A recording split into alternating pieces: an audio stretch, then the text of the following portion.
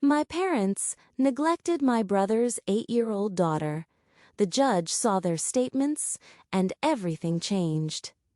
My name is Audrey Nichols, and for most of my life, I believed one thing about my parents. They weren't perfect. They could be stubborn. They could be controlling.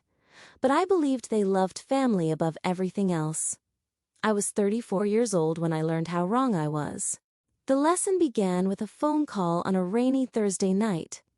The screen lit up at 11:10 p.m. The caller ID said, "Lily, emergency only, my 8-year-old niece."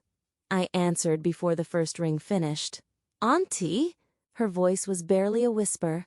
"I'm here, sweetheart." There was a pause. Then another. And then words no child should ever have to say. "I'm alone." My stomach tightened. "What do you mean you're alone?" "Grandma and Grandpa went out." "When are they coming back?" "I don't know." Another pause. Then came the sentence that changed everything. "I'm really hungry." I stood up so fast my chair nearly fell backward. My brother Daniel's daughter was supposed to be safe. After his wife died in a car accident, my parents had insisted they would take care of Lily while Daniel got his life back together. For more than a year, they told everyone the same story. Lily was thriving. Lily was happy. Lily was loved. Yet here was an 8-year-old child calling me late at night because she was hungry and alone. I grabbed my keys and left immediately. The drive took 2 hours. The rain never stopped. Neither did the feeling growing in my chest. Something was terribly wrong. When I arrived at my parents' house, the porch light was off. That might sound insignificant. It wasn't. My mother had lived there for 30 years. The porch light was never off. She used to say a dark house looked abandoned. That night, the entire property felt abandoned. I knocked. No answer. I tried the handle. The door opened. Inside, the house felt cold. Not empty. Cold. The kind of cold that settles into a house when people stop caring about comfort. Then I saw Lily. She was sitting on the bottom step of the staircase, wearing a thin t-shirt, holding a cracked pink flip phone in both hands, waiting. The thing that broke my heart wasn't that she looked frightened, it was that she didn't. She looked used to it. Children should never get used to being abandoned. "Auntie." She smiled when she saw me. A tiny smile, the kind that comes from relief. "When did they leave?" I asked. "This afternoon. And you've been alone all evening." She nodded. I walked into the kitchen. The refrigerator contained almost nothing. A carton of milk, a bottle of ketchup, half a loaf of bread, no fruit, no vegetables, no leftovers, nothing that looked like food for a growing child. I checked the pantry. It was locked. Actually locked. A padlock hung from the handles. For a moment, I simply stared at it. An 8-year-old lived in this house, yet the pantry was locked. I opened the refrigerator again, hoping I'd missed something. I hadn't. Then Lily reached into her backpack. She pulled out a small plastic bag. Inside were crushed crackers. She placed them carefully on the counter. "In case." "In case what?" I asked. She looked down. "In case there isn't dinner. I thought I might be sick." I thought minutes later, headlights appeared through the kitchen window. My parents were home. My mother walked inside carrying shopping bags. She stopped when she saw me. "Audrey." My father came in behind her. Neither of them looked surprised to see Lily awake. Neither asked whether she had eaten. Neither seemed concerned that an 8-year-old had spent hours alone. Instead, they looked annoyed. "What are you doing here?" my father asked. I pointed toward Lily. Why was she alone? "We were out." "She's 8. She's fine."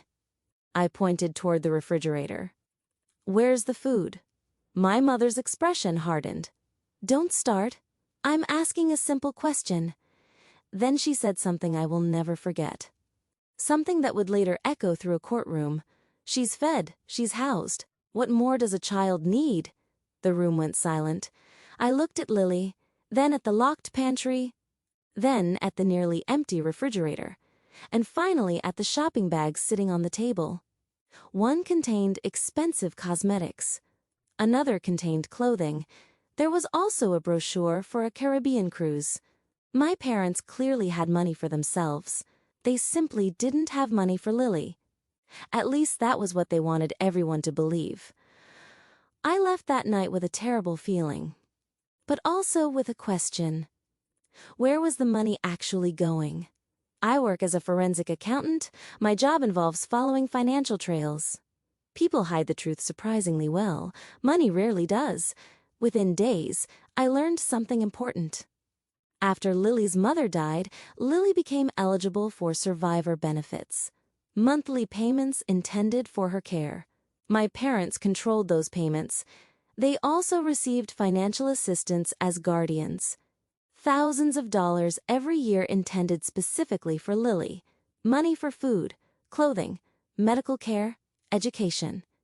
The more I looked, the less sense things made. Lily had no proper winter coat. She hadn't seen a dentist in nearly 2 years. Her school attendance record was concerning. Teachers had repeatedly noted she appeared hungry. Yet my parents had recently purchased a large television, new furniture, a patio renovation, and apparently planned a cruise vacation. The numbers didn't fit. When numbers don't fit, somebody usually benefits. I tried speaking to my parents reasonably. That lasted 1 phone call. "I'd like to take Lily for a few weeks," I said. "No? Why?" "Because she belongs here. She needs help. She's fine." When I mentioned school records, my mother's voice changed. When I mentioned medical neglect, it changed again. By the time I mentioned survivor benefits, she was furious. "You think we're stealing from a child? I think something doesn't add up." The line went silent. Then she made a threat. "If you keep interfering, you'll never see Lily again." I ended the call. In my experience, innocent people usually answer questions. Guilty people attack the person asking them. The biggest breakthrough came unexpectedly. During one of my calls with Lily, she mentioned something strange. She had her father's phone number. Daniel. My brother. The man everyone claimed had abandoned his daughter. I called the number, he answered, and within 10 minutes the entire family story collapsed. Daniel hadn't abandoned Lily. Not even close. After losing his wife, he suffered a severe emotional breakdown. He entered treatment, worked recovery programs, took difficult jobs far from home. Most importantly, he sent money every month, thousands of dollars over time, money intended for Lily. He believed my parents were caring for her. They told him she was thriving. They told him she was happy. They told him she barely asked about him. Meanwhile, they told me Daniel had disappeared. They lied to him. They lied to me. Most importantly, they lied to Lily. That was the moment I stopped hoping this was a misunderstanding. It wasn't. It was a system, and my parents had built it deliberately. I hired a family law attorney. The evidence grew quickly. School records, medical records, witness statements, phone records, financial records. Everything pointed in the same direction. Neglect, financial misuse, isolation, manipulation. Then a county caseworker conducted a welfare check. The report was devastating. The refrigerator, the locked pantry, the undersized clothing, the hidden food. Photographs documented everything, officially, permanently.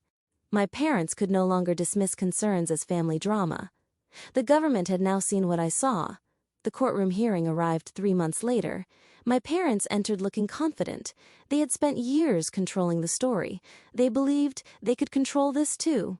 Their attorney portrayed them as heroes. 2 elderly grandparents sacrificing everything to raise a child.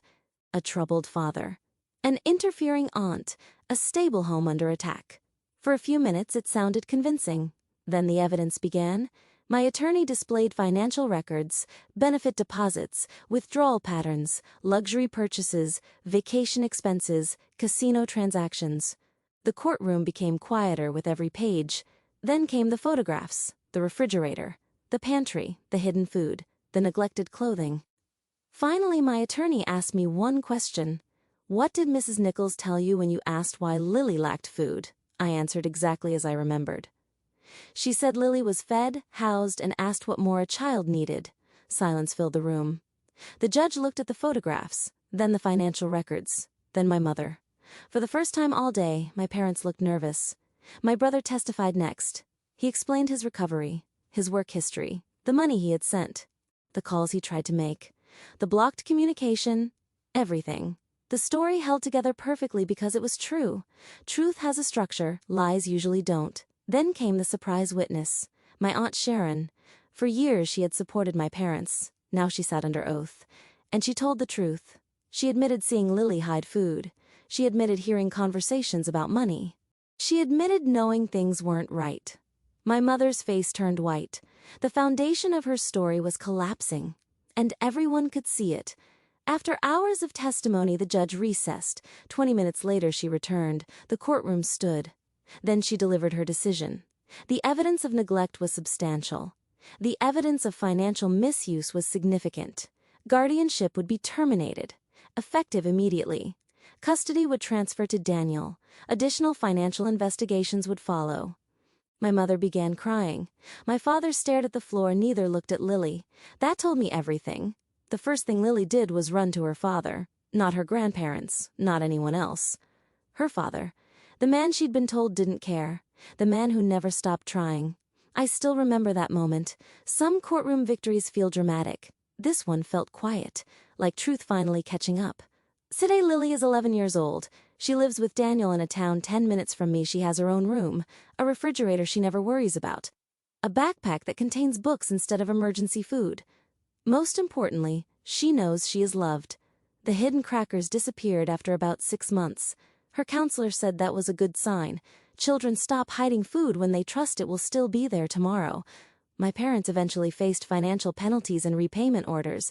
They lost guardianship. They lost credibility. And they lost the story they had spent years creating. Because stories can survive gossip. Stories can survive rumors. Stories can even survive family loyalty.